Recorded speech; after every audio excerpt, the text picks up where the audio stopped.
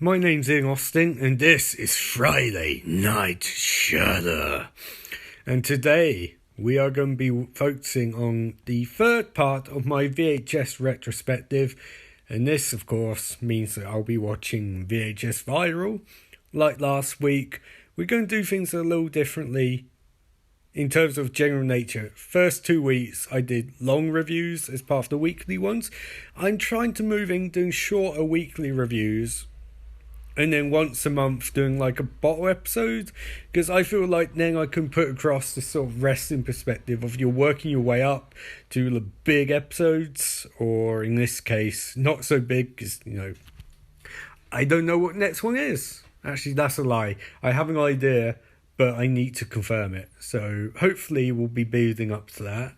Originally, bowl episode's going to be VHS Viral, but then I found out that was on the actual Shudder, and I'm trying to keep the bottle episodes. I'm trying to do as like kind of bonus episodes, but the big episodes, the big, huge show-stealing long review episodes, like long. None of those ones will be below an hour, because I'm thinking movies on Shudder are below an hour, but they're going to be big, and I've got the announcement of what one I'll be doing next. It just dawned me I've changed some things around, but I will let you guys know in next week's episode what the next battle episode will be. I kind of want to see what reactions to the first one first. So this week we're going to be focusing on VHS Viral, and that's coming up right after this, because remember, life is beautiful. So as with all VHS movies, we open with the framing device. In this case, this is called Chapter 0, Cloverfield with an Ice Cream Truck, Part 1. So we open on a couple. They're having happy times. They seem like sweet kids. Just, doing weed, having the sets, enjoying life. And it's first thing I noticed about this movie is they seem to have hired a cinematographer, because there's actually lighting in this. And in some ways that's good, but in other ways it's bad, because this is the Hollywoodization of VHS, and I don't watch VHS movies for Hollywoodization. Even if I own them, I don't watch it for that. And I'm starting worrying that they're taking the viral thing literally, and I don't like that, so I'm a bit nervous. Also find that they're using old John Hughes dialogue. Like they used the line, if you mess with the ball, you get horns. And look, that's a great bit of dialogue. Breakfast Club, solid teen movie. But it was made over 30 years ago. Come on, guys. Like, we can't go down that well anymore. You need to move on. It's like Brian Bendis with the Ultimate Spider-Man comics. It's great and it's good, but eventually you need to move the fuck on and stop referencing movies that came out 30 years ago. I'm just saying.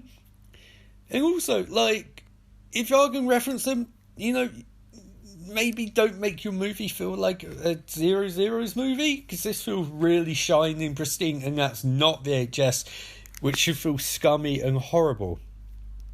Anyway, we quickly realise that we can't have people in VHS land, so the couple start having problems, arguing and things like that, and the argument is caused by, you've guessed it, a grandparent on grandson violence, because I don't even know the character's name, it doesn't matter. He comes in and he's got a bust lip and he's furious. He's like, why are you recording me, bro? No record. So then it cuts, as VHS frequently does, there's lots of cuts in these movies, to a chase sequence on TV that they keep saying is awesome, but it looks really slow and looks like they're going through round same street over and over again. The two characters argue regarding clip going viral, and I don't think they understand what viral is, because if it's on the news, it's already gone national, possibly international. So it going viral is like, it might get a few more hits, but it's not like it's going to spring up and become a cult phenomenon, because it's already a mainstream happening. It might go viral off that, but also at the same time, it's currently airing and it's national news, so it's already pretty well known. So it's not going to spring up and gain more followers than it already has. So Male character, keeping in VHS lore, doesn't want to discuss with his partner what's going on or why he's cut. He wants to record some fucking footage on his camera. So he runs outside, or where he thinks he's outside, but he runs in on his naked grandma.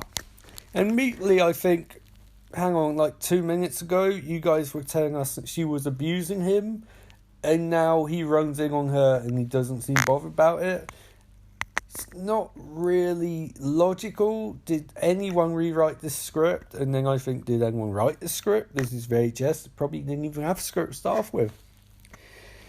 So now we get a new twist on VHS formula. We get possession by ice cream jingle, death by ice cream truck, and it starts dawning on me, this isn't really going to be a framing device like the other ones, because they're not watching videos, they're making video. So it's going to be connective in terms of we're going to follow this story at various points throughout the movie, but at the same time it's not going to be connective because this isn't really leading into each scene.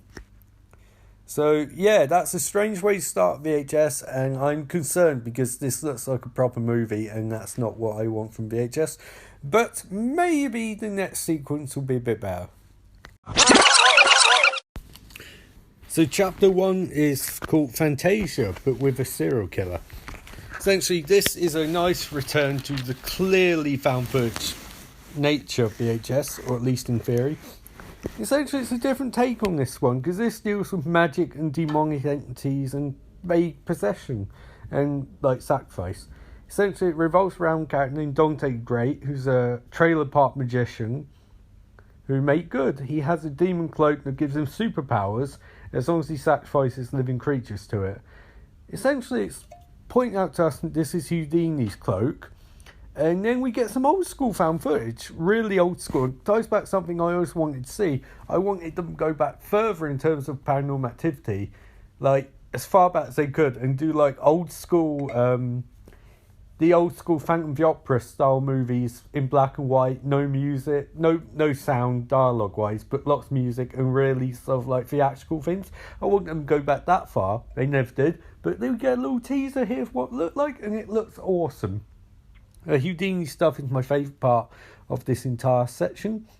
But the start really quite quickly. They're racing through plot points. We're getting a lot of establishment very quickly and not lingering here. And I'm starting to get a little bit concerned because this entire movie is only an hour and 21. And I agree that a lot of segments in the other movies should have gone quicker. But at the same time, go by too quick and they don't have the effect. You've got to strike that perfect balance. Like that cult one from last movie had the perfect length, you know, about 20 minutes, and this is going way too fast for me. We see that they're shooting a kind of documentary about Dante Great, and there's a couple who come out one of his shows in New York and say they went to the show in New York, they walked outside and they're in Los Angeles, and they say this was slightly confusing at first, but we got over it. You wouldn't get over that. People would question that. That's not like, that's actual magic. Is craft and work and illusions. It's basically creating the illusion that something is real when it's actually a clever trick. You would not just shrug off waking up or finding yourself in a different county, you know? Sorry, that's my cooker for my food. There, turn that off. Yeah, you would not just shrug off being in different state. And also, the thing I notice is the gore count's dropped a lot. And I'm starting to realise, I don't think this is really VHS anymore. This is becoming DVD. Going back to what I said earlier about cinematography, this looks really nice and smart and sleek. That's not VHS. And the lack of gore, like even when Cloak, because Dante's using Cloak to sacrifice people, even when he uses Cloak to murder people, like he tricks his missus who's having a shower into using Cloak as a towel. She puts up a bit of a fight, but then just uses it and then she gets eaten. And he also tricks another future missus into getting eaten. They just had the sets. And then he throws the Cloak on her and then she's dead too. But there's no gore, there's not really any violence, so what the fuck? Then I looked, this is 15, and I think they sold out, boys. They sold out. Moving swiftly on, Dante's new assistant named Scarlett, because she has red hair, and an abusive boyfriend named Clay. Yeah, I think naming someone after the hair type only works if you show that sort of personality, and she doesn't really have personality at all. So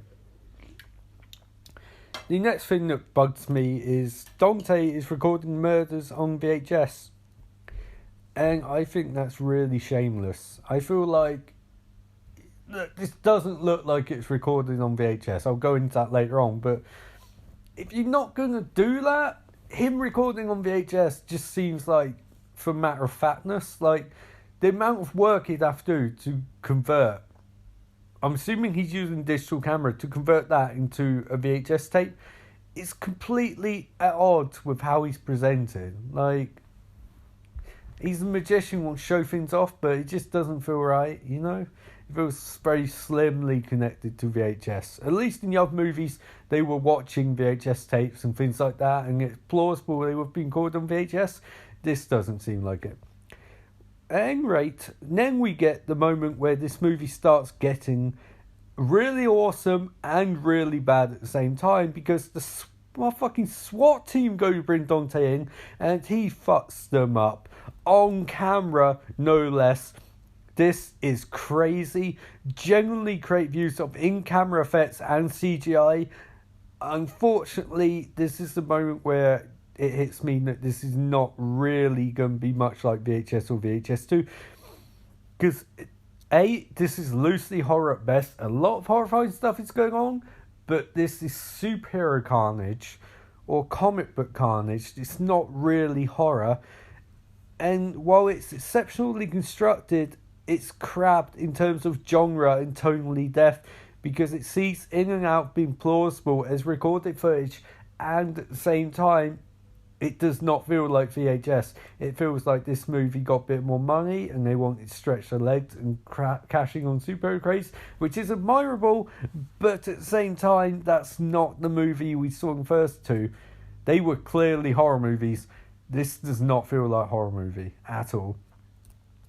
So we get final battle between Scarlett and Dante, and that proves my point, because essentially this is Heroes Season 1 finale, Peter Petrelli versus Sylar, but with a budget, and that's not what you would expect to see in VHS. And I remember first time I saw this movie, I was not impressed by it. I watched it a lot of times since, and I enjoy it on its own merits, and I think this particular action sequence is fantastically constructed, very, very cleverly done.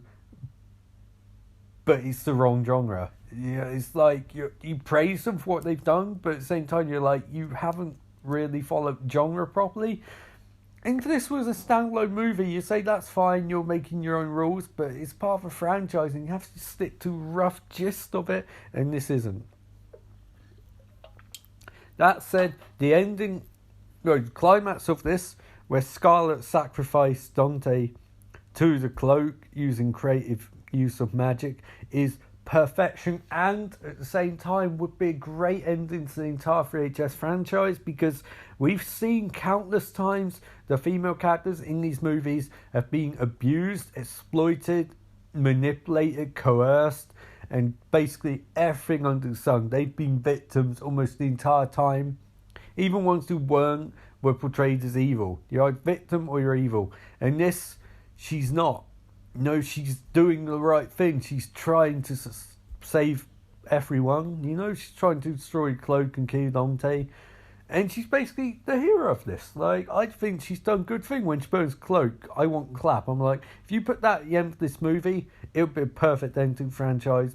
But unfortunately, it's not the end to the franchise. It's not even the end to this story, because she gets sacrificed. She burns the Cloak, but then Cloak comes back and demon hands pop out and then it murders her. Here's the thing, it's weird because I really enjoyed this segment, and I will always maintain this is possibly one I enjoy most out of all of them, but it's out of context. In context, it doesn't work. It's not a good idea. Tonally doesn't mesh with what they're trying to do. But So I'd say on its own merits, I'd give it a strong B+, but on merits of thinking for this franchise, it really doesn't, and it's such a shame because they've hit their high, but they've hit their high in the wrong category, and I can't really praise that in terms of the overall construct of the movie, which sucks. And we're back to Cloverfield with an ice cream truck part 2. Or back to a white Bronco, even. I mean an ice cream truck. It's not Bronco, it's an ice cream truck. There's no allusions to O.J. Simpson here, I assure you.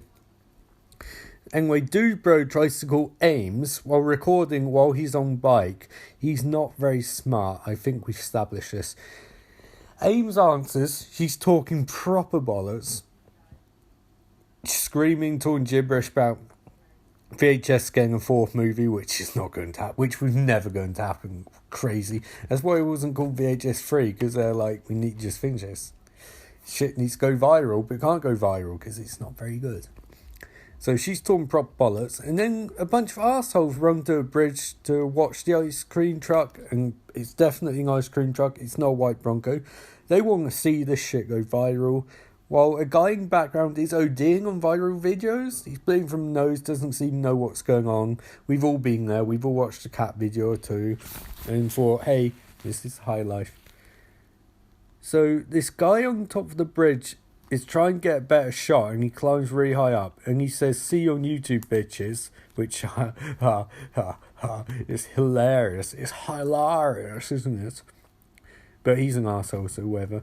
Anyway, he slips and dies, as you do, and F1 looking over the bridge goes, oh no, no, no, and record it. They want that to go viral too. I don't think they've got a clear policy on what exactly they're trying to make go viral, but there you go. The ice cream truck is going around in circles, but we discover when Dude Bro runs into a bunch of other viral mutineers. And it goes around in circles, and it hits one of the viral mutineers, and he gets pulled along in cart, and it seems like it's been grabbed by something, maybe a hand, maybe a demonic hand, continuity. So it's pulling this guy along, and his friends try to save him, but his shoes fall off, and his legs get torn to shreds. And I know what you're thinking, Ian, there's finally some gore. There is gore, it's blurry, you can't really make out. And they'll blame that on camera, but you can't make out, so it doesn't count. It's like 15 gore, which is nothing. So then his friend reaches out and then falls off his bike and cracks his head open on ground, and he dies instantly, despite the fact that he's wearing crash helmet. Blood everywhere. And so Dude Bro, who's our main character by default, I guess, Dude Bro gets a call from Ames again and starts freaking out because it cuts away very quickly, and then he walks up to the camera and walks up to it, looks very confused, and then we cut, and that's the end of chapter 0, Cloverfield with an ice cream truck part 2. Now on chapter 2, the Earth with the penis monsters. So we open up. This is I love this segment. It's so weird. Open up with an inventor named Alfonso hiding an invention from his hungry, horny wife Marta. He's created a shit Stargate. His invention looks fucking terrible. It's like the worst Stargate you can possibly think of. It just looks like shit. Just screamed at TV, state of your fucking invention, mate. He calls it the third configuration. So this is the third attempt he's had to make one of these pieces of shit, and this is the best he's done. His doppelganger Alfonso 2 watches him. They're both nervous, aware of the paradox rule, until they realise that this isn't time travel related, and they geek out.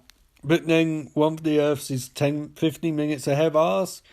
It's 4:06 in one Earth and 4:10 in the other, and they think it's 15 minutes ahead. It's not. But anyway, fuck it. They'll arrange to meet in 15 minutes after they have a long conversation about their lives being the same, aren't they? And all I can think of is guys. Penis monsters, the penis monsters. You need to talk about this. So, next thing to think of is how they combine footage, because it's from 2 different Earths, and as you'll see when this ends, they're not in the same Earth anymore. So, They arranged meeting 15 minutes. I time-stamped... Hang on a sec. I time-stamped this. And it's not 15 minutes later. Because the next segment starts at 45 minutes. And that one's started at 31 minutes. So that's on 14. It's on 15, so that's good. But it's not 15 minutes. So I call them liars. It seems at first quite similar to Cronenberg, dealing with the science and the supernatural, in a very matter-of-fact way, but it doesn't last because, Cronenberg is an insanely good director, and this is the second sequel to VHS. So I see on the wall Nazi sets cult imagery, and immediately I think back to my favourite Halloween movie, Halloween 6, not the best one, but my favourite, with the Nazi sets cult. And I also think back to something which hasn't gone up yet, the first bottle episode on City of Living Dead, which hasn't gone up yet, but by the time this goes up, we've gone up, which also has hints of Nazi sets cult for witches, but that doesn't go anywhere. But in this one, it does go somewhere, so I'm happy. So Alfonso from our Earth is taken to a room where a Wicker Man snuff movie is playing on loop, and a hexbag drips blood onto the floor, while two dude bros and his wife want a Nazi sex orgy. Also, there's a Zeppelin in background. You just have to think, my life has improved exponentially since I started doing this, because now I get to explain people about movies like this, with a Wicker Man snuff movie playing while hexbag drips with blood, while two dude bros and some guy's wife are waiting for him to engage them in a Nazi sex orgy. Where else do you find stuff like this other than Shudder? I'm just going to say it. You won't. Now, the other Alfonso is trying to get frisky with Marta's first Alfonso's wife, Marta. And, right, so, okay, this guy has a sentient, jagged penis that has fans and eyes and looks like a fish. It's the greatest bit of foreshadowing for my teeth review I've ever seen, and I'm jaw dropped. This is so weird and it's so much fun, and it just gets me thinking. If you remember my VHS review, I talked about the doctor who is dealing with the woman. Is Mrs. O Skype, and she's pregnant, and he cuts her open and takes all the aliens out. I have believed that this particular Earth was created by Doc Manhattan. That big, dirty blue bastard made this reality to deal with his creepy, creepy fetishes. It just fits. Or you can call this the Alfonso of two universes theory. Alfonso of two Earths theory.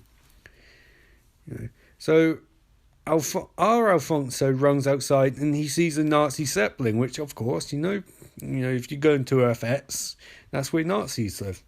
Earth X is of course a DC comic universe where the Nazis won the Second World War and it's on Nazi reign. So in that universe, Superman's Nazi. And it's kind of strange because he is, but he's still a very relatable character. And you're like, but he's a Nazi. If you want more information on that, read Final Crisis by Grant Morrison. It's amazing. So I'm stuck watching this, and the dude bros expose their penises, and I'm watching this, and I'm thinking, I don't understand the logistics of these penises, because, for lack of better description, there's not really any way to put them. Like, they're wearing shorts, but you can't, I guess maybe it disappears inside them when they're not using it. But my personal theory is that it's these sentient Nazi penis monsters disappear into a pocket dimension when they're not being used. It's kind of like the Green Lanterns in DC Comics. Their rings are powered by lanterns, which the Green Lanterns place in a pocket universe until they need them. So like when the dude bros need to have sex or rape or whatever, they call upon the pocket universe and the penis monsters come out. Oh man. So saying that like the Nazi Earth vaginas aren't much better. They're like the skin opens, like the jagged shards, and what they do is like it splits open, and the inside's like teeth.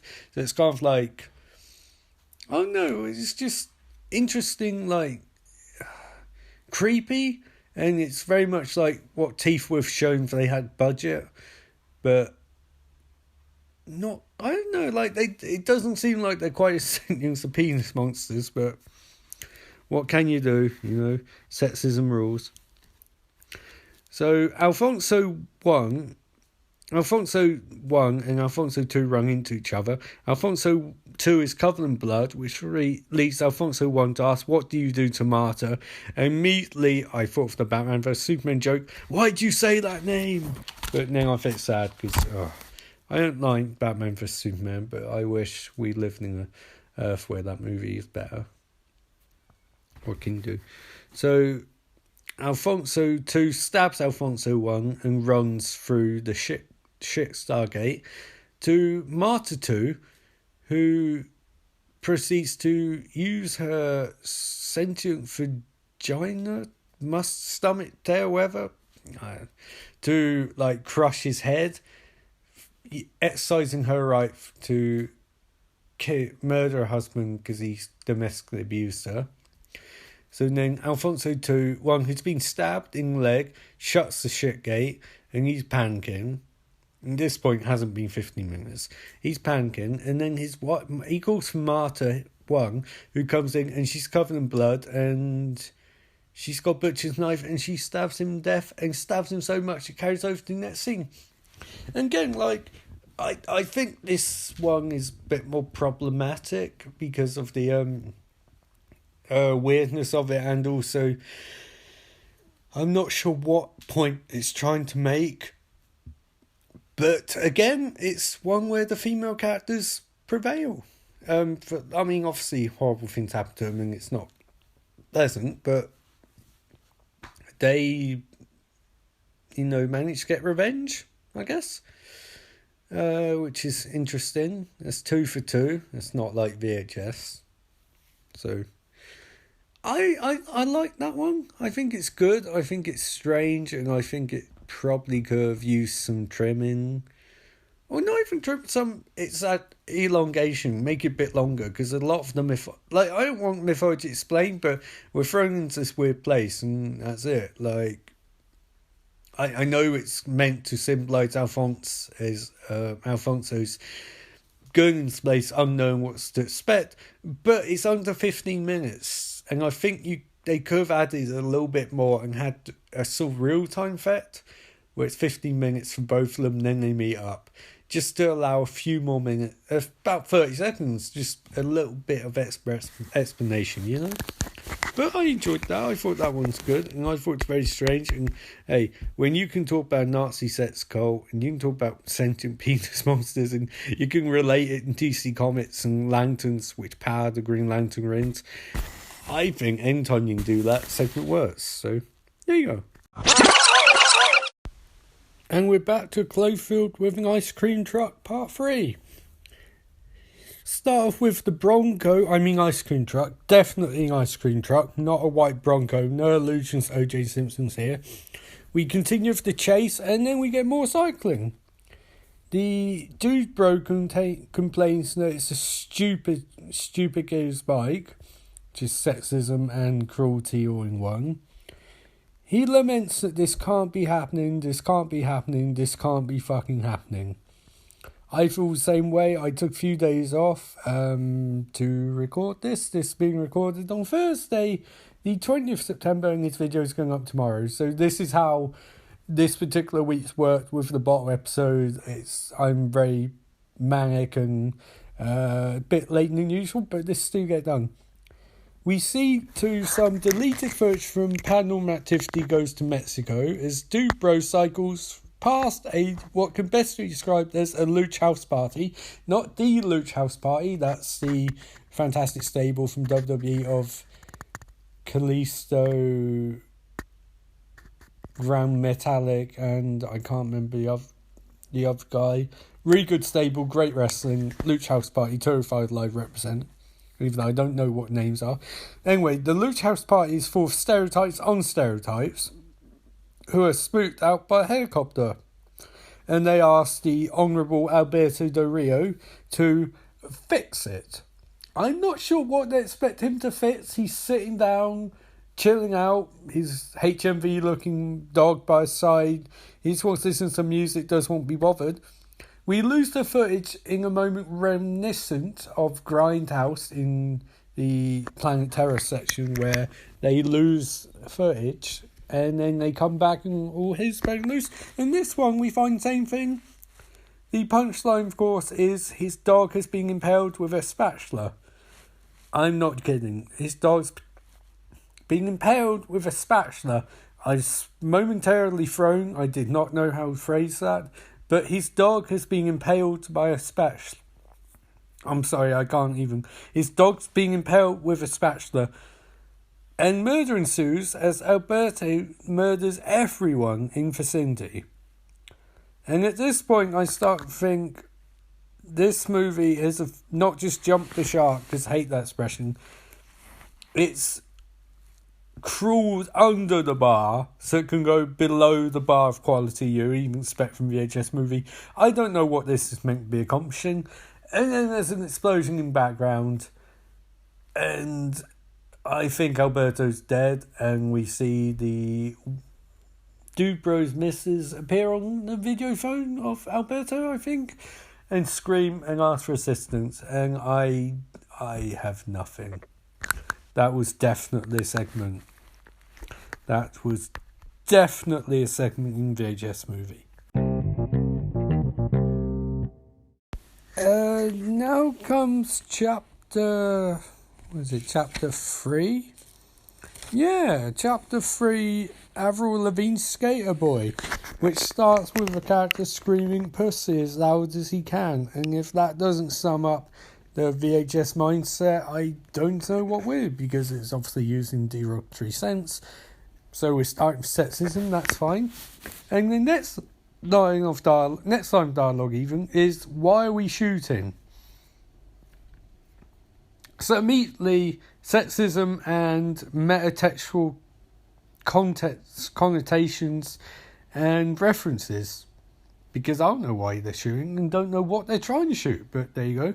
Followed up by a bit of homophobia, and I feel like we're hitting all the corners of VHS. We're back officially, after the last two segments, to the 1980s style of horror, which was designed to shock more than anything. Although last segment was shocking in its own way, this segment is just being straight up sleazy, which is very much more of VHS. And also has a bunch of lads being lads, because that never gets old, clearly. So it feels like great hits. It's technically the last chapter in any VHS movie, and by which I mean not the wraparound device. This seems to be a greatest hits of everything VHS trying to do, because this looks like shit. And that's the point. It's meant to look like shit. That's the entire aesthetic. Literally amateur directors with cameras shooting, GoPro cameras attached to skaters. It's meant to look cheap and sleazy and ugly. And in that regard, I mean, it does work. It's a bit of a step back from the first segment with the superhero CGI. I mean, there is some CGI in this one, but it's much more down to earth, So there's a lot of injuries in this, and I don't know if you guys are aware, but obviously back in the day in 2002, I remember Jackass was really big in the UK, and it was funny to watch your friends get beat up and record it. It was very amusing. People getting injured is always going to be intrinsically funny, but back then it really touched the cultural zeitgeist, whatever. And so this taps into that, but it's a bit late. I have to assume that this is set back then, but then some technology contradicts that, because they're talking about Jackass and things like that, but kids in 2014, would they really discuss Jackass that much? I mean, held it in that reference? It was a big thing back in the day. But now, you don't see... You see occasionally Jackass will come out with new stuff, Jackass 3, but even that's at least 5-6 years ago. So, who knows? So we get a lot of GoPro stuff, and that's totally extreme, seeing people with cameras attached to them, and that sort of thing, which is, novel. And if you're going to do something, you might as well try and be novel about it. Problem is, skating is inherently uncinematic. It's not visually exciting to watch. It's like when you're watching, say, the last Mission Impossible movie, if the extended motorbike sequences, someone riding boat is not interesting on its own merits. It's only interesting as part of a structure and story and visually well-constructed action sequence. But just to have someone on bikes not interesting. And here is a lot of skating, and to be honest, it's not really. It's only interesting if you're into skating. It's not. You need to bring people in who don't know about skating, who don't care. You need to introduce them as to why they should care, and this doesn't really achieve that. But essentially, plot of this is they're paying a guy to record them doing stupid shit, but he claims he isn't, to trick his employers into doing more messed up shit. Like, he wants them to keep doing this so he can get more and more footage, and I'm assuming make his own video on the side, but they don't really go into that. It's kind of hinted at, but not really. It's like mythology in a lot of these stories. They'll apply and imply, and in some ways that's great, but in other ways it's like, there's no character stuff because you're being so subtle about it that you're not giving us anything to latch on to unless you're doing a recap on a move like this, in which case you can't hit but latch on.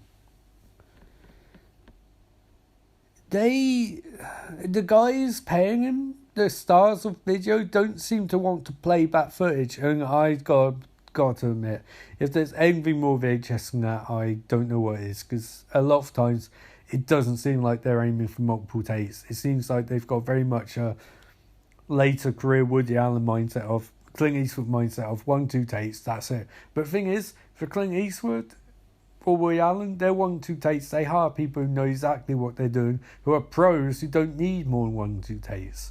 Like, you watch some of Woody Allen movies from the last decade, I can't imagine Scarlett Johansson and Jonathan Rhys-Meyers really needing more than 1-2 takes in Match Point to do what they're doing. Like, they're trained, they're good actors. Same thing, stuff like Melinda, like, these are brilliant actors. They don't need to do more than one take. Here, they probably should have done 4 or 5, but budget being what it is. But on the same time, it goes back to the vibe of the early VHS movies and segments where we were sleazy. Seems like we are coming full circle. But, yeah. I do like the plot point of they can't afford to go to Tijuana, but this random guy named Sam Cam, I like it because it's so cheesy and obviously a plot contrivance. You don't need 4 people in this movie. You really just need the 3 of them versus what comes up. Because then got the tension of, will the guy recording them save them? Does he care? Is he exploiting them? But by adding a new character, you lose that vibe. Like, it feels like this could be a full-length movie. You've got a lot of stuff, the pre-Tijuana stuff in Tijuana, and then going back home. You've got a structure there already. But this feels like both a really short version, really long movie, but at the same time, there's not enough there. Like, they don't add any context to it, really. Subtext or anything. It's all occasionally hinted at, but not really pointed out or elaborated on. And it just feels like Sam's there for no reason, which you can say is about parts of Lord of the Rings, but you'd be wrong, so. Fireworks are brought in Tijuana as angry rap music plays, and it feels like segment in Chapter 0, the last part we saw, with all the Mexicans and Alberto Del Rio, was to set up this to remind us, hey, we go to other places other than America. Central America. But, I mean, it just doesn't feel particularly interesting, unfortunately. So, Ren gave a bunch of skaters the Avril Lavigne cast off, the Avril Lavigne tribute band, come across a woman trying to promote DC Comics Watchmen sequel Doomsday Crisis. And so that I have to say, look, get out of here, Doc Manhattan. You have created this horrible universe of VHS. You've done enough. Don't start shilling DC Comics. Like, although Doomsday Clock even should be called Doomsday Crisis. Doomsday Clock is out next week, the latest issue, and I'm probably going to do little parts of each reviewing that because I love it and it's a chance to talk comic books. So why not? We get I wrote here GoPro zombie deaths ensue, but that's kind of an understatement. The zombies emerge when the dude Avril winds up with in the Skater Boy song and video cuts his hand open and bleeds into a pentagram covered in dog shit. Yeah, pentagram covered in dog shit. The movie's even meta about it. They reference how that doesn't make any sense, but it's such a startling, striking image, and you can't go over it. I mean, it's one of those things where I feel like this one in particular has a really cool mythology and they've put a lot of work into it, and it's on the edge of frame, but it's so on the edge and you don't notice it if you watch this thing a few times. And I don't think this chapter holds up for few viewings, to be honest. We get the classic line, look, you unleash our darling creature. And look, we already saw this VHS one. In the second movie, VHS, the cult story, we saw the creature unmasking and all zombies. So at this point, it's like, you're doing a lesser version of one you've already done. And that one's great. I mean, this is different and unique because it's really dealing with the skater action aspect. But you've already done the story perfectly, and this feels like diminishing returns. Sam gets proper fucked. He gets murdered to shit. He really gets, destroyed. Proper dead. We get... where are my notes? My thing is, I haven't done much notes for the rest of it, because it's like, there's a lot of violence and gore, and it's kind of creative, I guess, and interesting, but not a lot happens. Like, zombies pop up, they die. Zombies pop up, they die.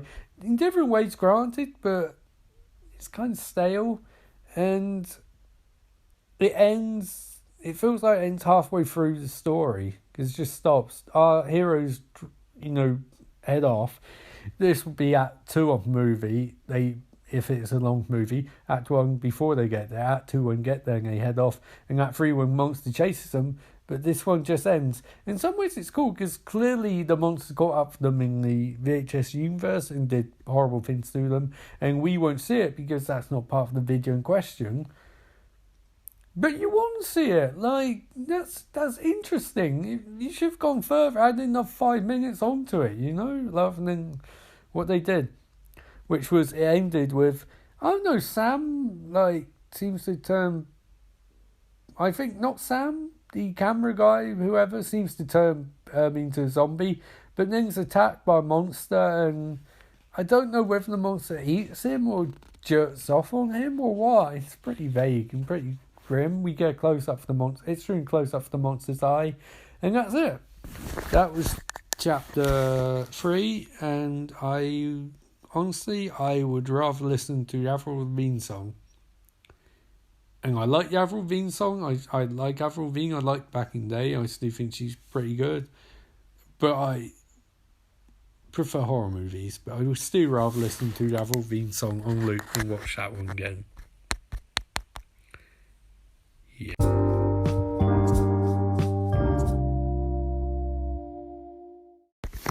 It's time to go back to chapter 0 as Dude Bro sees a woman watching VHS 2 and bleeding from every possible orifice, as we've all experienced. He asks a car going by to stop, but swerve! This isn't chapter 0, this is chapter 4, Eli Roth's Boogie Nights.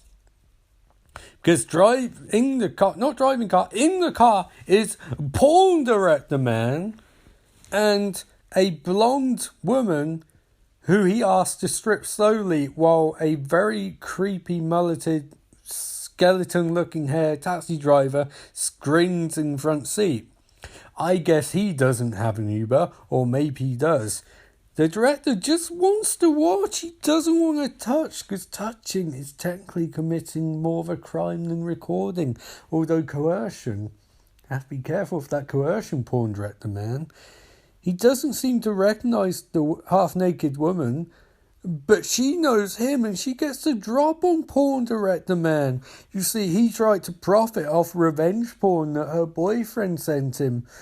You don't profit. You don't take revenge porn and pull it on your blog. That's a rookie mistake. She forces him to strip at gunpoint. Where'd she get a gun? Does it matter? No, because she has her own blog, nutlesswonders.com, and at this point, if the movie was made in 2018, you would see a hashtag at the bottom of the screen, me too. But you don't, because this was made before that movement, and also that would be really sleazy, even for VHS. So now we get the immortal questioning segment, why did she strip? And you can make the point, lure the guy into a false sense of security, but she has a gun. Why does she need to do that?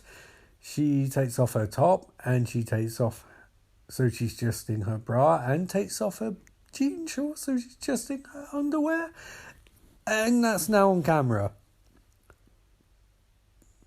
So why did she do that? Ask a question, send on postcard, and I'll try and answer when I can. Anyway, the car swerves and porn director starts choking her and saying, you're turning purple, how'd you like that? I'm recording you. But you're already recording her. They're safe when Chapter 0 gets the go home signal from the referee and a police car crashes through the windshield. And that's is the fourth and final chapter in any VHS movie. What a way to go out. What a way to go out. But we still have the end of Chapter 0 to come.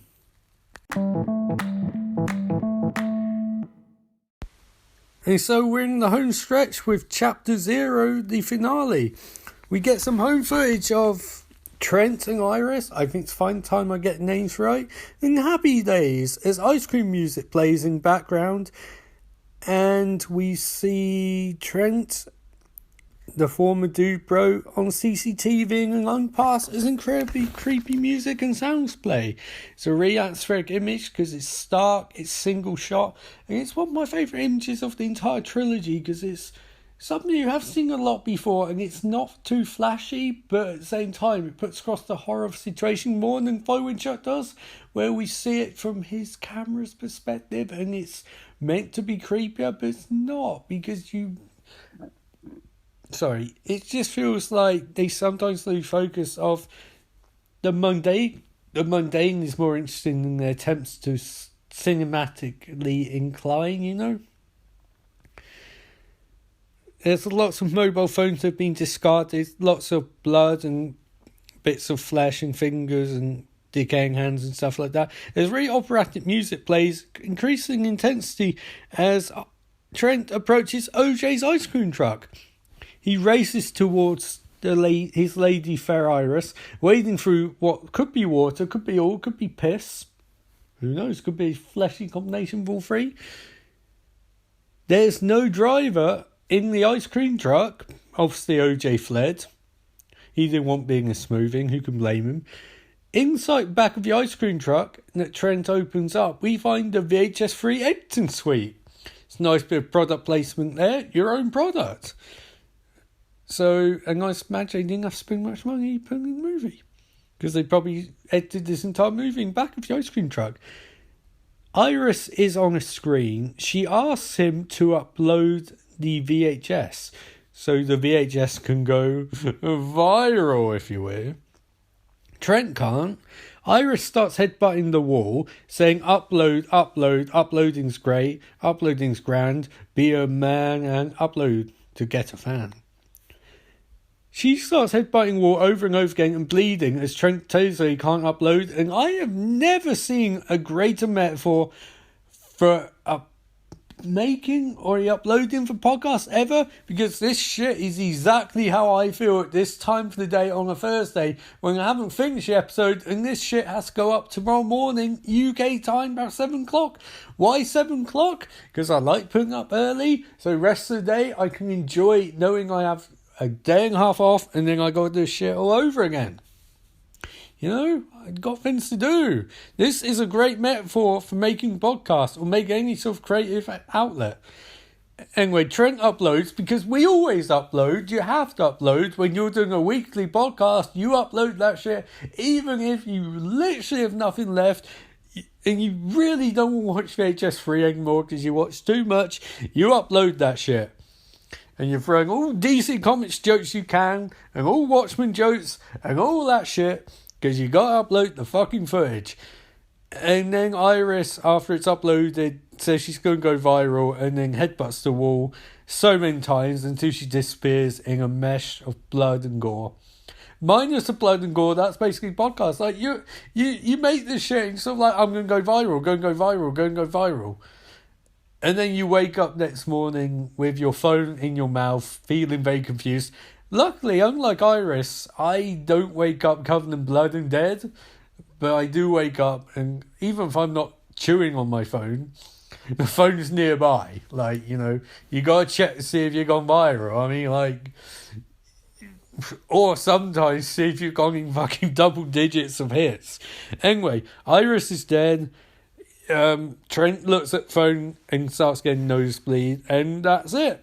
That is the end of VHS Viral. And now comes the great feature. The end is epilogue. So, if you'll bear with me just 1 second, I need to compose my...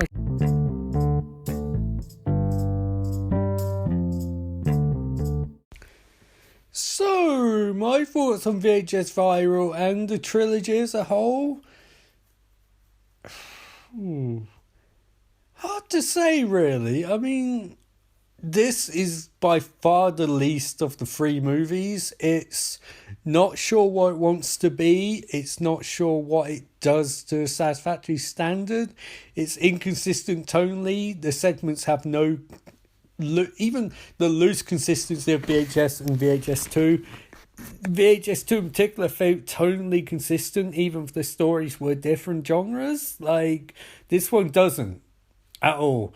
It literally feels like it's three different stories connected by a framing device which, while amusing and ties in a bit with the creative process, is the least of all three, and that's saying a lot because the first one in VHS with the guy Trolls was not very good. Second one was very good in VHS 2 of the detectives. This one feels like least of all three, primarily because not much happens. It would be an okay VHS story on its own merits, but as an overarching one, it only works if you get VHS 4 dealing with the viral apocalypse. But you're not going to get VHS 4. Why? Because this movie did not cement the formula of a VHS.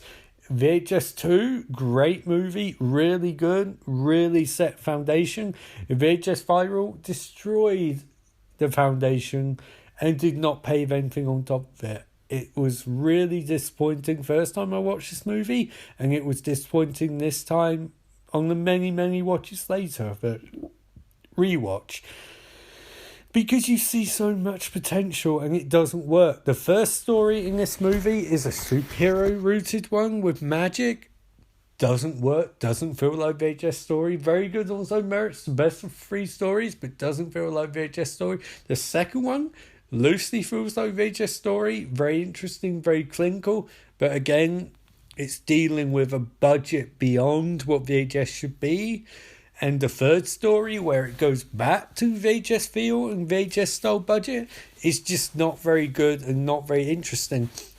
I think they went too far back to what they wanted to do in VHS 2, which was less stories but more focused. But this one, there should be more stories, because the stories they told could not sustain length they're trying. There's only three main stories, plus the overarching one. The technical fourth chapter, Eli Roth's Boogie Nights. It's minor. It's like the scene where they go to the Lucha house party. It's there, and is part of the story, but at the same time, it's nothing. Like, it just doesn't feel like they really... It feels like they ran out of ideas, which is a shame, because you would think they would send out feelers to guys like Rob Zombie or Eli Roth. Like, just give them the idea. They have Death Proof, where it was you're going... Or Grindhouse even, where it was you're going to make us 5 minutes, do whatever you want, as long as it's roughly within this foundation. You've just done that. Like, just find the best directors you can get and let them do whatever they want and put it in a movie. That will work. This doesn't. This isn't interesting. It doesn't feel like VHS. It doesn't share connotations with the first two or the nature of the series. And it's also sad that the first one was a slow start, but it did a lot of interesting things. The second one was by far the best, a genuinely great anthology movie. And third one was a letdown. They always say the third movie is always worse. In this case, it's true. And I don't want to be nasty to these guys. I think there's a lot of imagination in VHS Viral. I think it tries. I just think it needs a strong hand at will to manipulate, if that makes any sense, everything together. It ties back to the scene with the lads at house party from VHS 2, I think, which was great. Or VHS 1. Yeah, it was great because they shot an ending where he all survived, and they reshot it, and they used the actual dark ending because they knew what they were doing. They knew you could go this way, but you should go this way, and I think that's probably VHS Viral. And I think overall, I enjoy watching these movies. I feel like I could do a much longer retrospective, but that's not the time here. That's not the time and place to do it here. But I would recommend going back and watching these because it's an interesting experience watching them back to back and realising that it's not quite what you remember. And as for VHS 4, I feel like there's mileage in it, but they would need to go back to the start. And I think the relative lack of success of this one is symbolic of it. But who knows, they could maybe have a word with fine people at Shudder and maybe we'll get VHS 4 which feels more like VHS 2. I would personally love that, and if you want it on Shudder, I recommend that you start petitions. See where it goes. Anyway, I am about to tune out. I will be recording episode 1 times 1.05 on Sunday, and it will be a recap of the particular favourite of mine, the movie called Teeth. As for now, I will celebrate milestone of 5 episodes of podcasts done and dusted. That's milestone 1. Milestone 2 is coming, and believe me, there's lots of announcements coming from here. There'll be more bottle episodes, and there'll be even bigger stuff coming in future. I particularly have something that I plan to put up on Halloween that I think is going to get a lot of attention and start the buzz that lights the fire, generates the spark that fuels the Friday night show of the podcast. Or maybe it won't, who knows. Anyway, until next time, remember, life is beautiful.